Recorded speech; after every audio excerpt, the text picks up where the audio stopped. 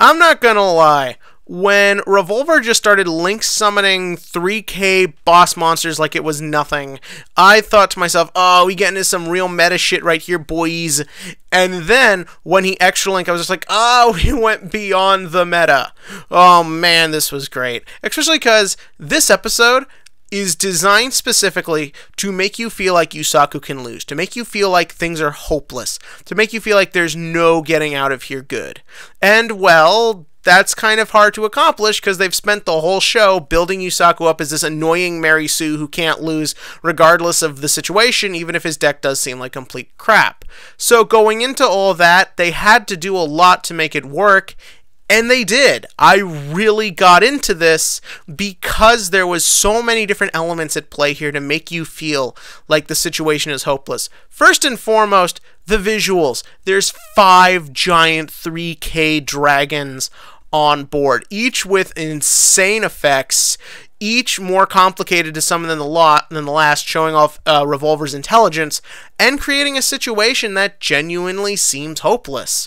Extra linking is genuinely looked at as the ultimate big unbreakable sort of board. Okay, it's not a hugely used thing in the real world, and it's kind of mostly just reserved to gimmicky type stuff, but seeing it utilized as the big final threat here is really cool, because honestly I think we all kind of figured this would show up at one point in the show, and I like that everything else around it was good too. They did something really clever here, and that was Revolver said, "Thank you for negating Topologic's effect." That was great. It's been like 2 weeks since Topologic's effect got negated, so I imagine for some people, myself included, it's a little hard to keep track of how everything's going here. They do this all the time in the form of, "You still take the damage," because apparently, no one knows anything about this game.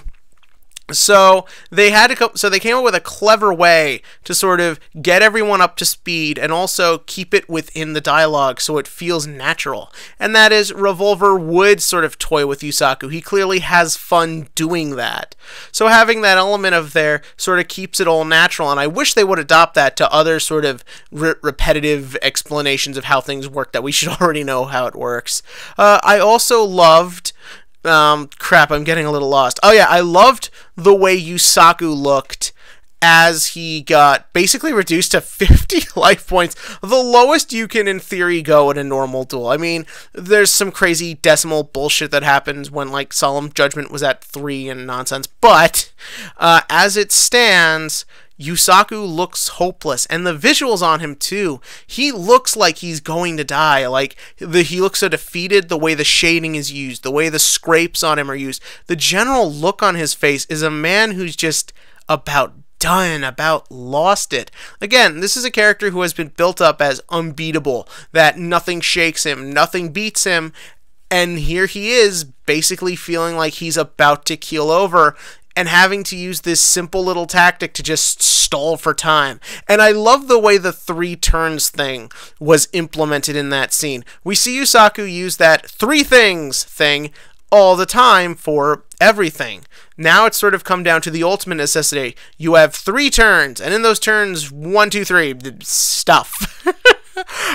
No, but I like the idea that it always comes back to that idea of the 3 things, especially in the situation where he faces the guy who gave him the idea of the 3 things. So that really sort of gave this sort of deeper meaning to it all than just, I summon my big boss monster, which I assume hopefully he summons Firewall to win this. He better summon fucking Firewall to do this. Firewall literally just got limited to 1, and Yusaku has used this thing twice, never really using its actual effects.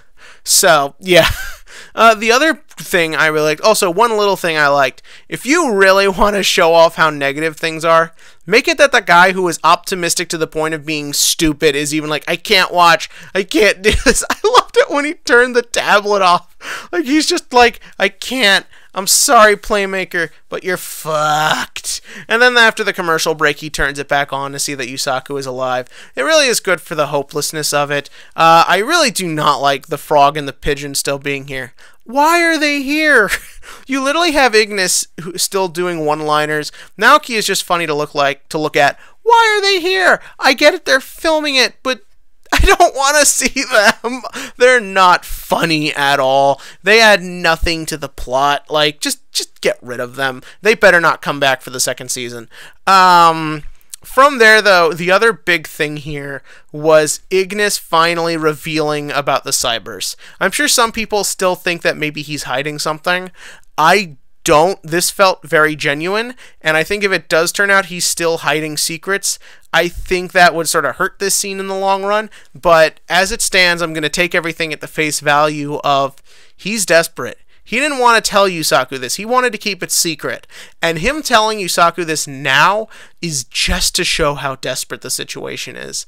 He doesn't believe Yusaku can do this, so he has to plead with him for the people he cares about and who he wants to protect. This is a great contrast to Yusaku, who doesn't have anyone he wants to protect. He doesn't overly care about anybody, and that was acknowledged here. That one moment where Ignis is just like, you got people you want to save too, right? And Yusaku is just kind of like, there's stuff I want to do. That's a great moment of contrast. It sort of shows that the AI is more human than the human. Like, it's a great little scene because it shows that Yusaku still has a long way to go on his learning journey, and I'm hoping it means you're going to do more with the characters in the future story arcs. I like the look of the Cyberse world, too. It had this very... We clearly were inspired by humans. We have elements of the real world in here, but there is still this very tech-heavy feel to it. Also, Ignis was riding on Link Kuriboh. That is so funny. It's kind of a metaphor for what Shonen Jump has become in the West. Think about it. But no, it was just great because everything was designed to show how hopeless the situation is. Ignis giving up his close secrets to hopefully inspire Yusaku to win is great. The visuals are great. The metaphors are great. This is genuinely good, and I hope we can stay on this gravy train for a long time. But tell me what you thought. In the comment section below, give me your thoughts on this episode, where you thought it's going. Do you like the metaphors? Do you like the extra link?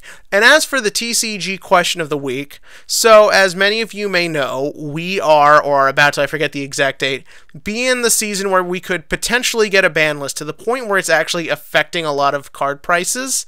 I think this is a little extreme. Personal opinion, I don't think we're going to see a ban list again till Flames of Destruction, because I'm pretty certain we're going to get Needle Fiber in that, and I think they might do what they did with Electromite, where they do a ban list around there to sort of still allow Needle Fiber to be super strong, but keep it in check a little bit more. They already started with banning Dandelion, so I think that will be what they do, and I think people are a little overreacting. We don't even really need a ban list right now, but tell me, do you think we could use one right now? Do you think Flames of Destruction is a good time? Or would you at this point not even rather just not see one till after Nationals? Tell me that below. And as always, click to like, click to subscribe, and we'll see if hope still reigns in this show that needs to keep going. So yeah, hope still reigns. They kind of don't need the world to end.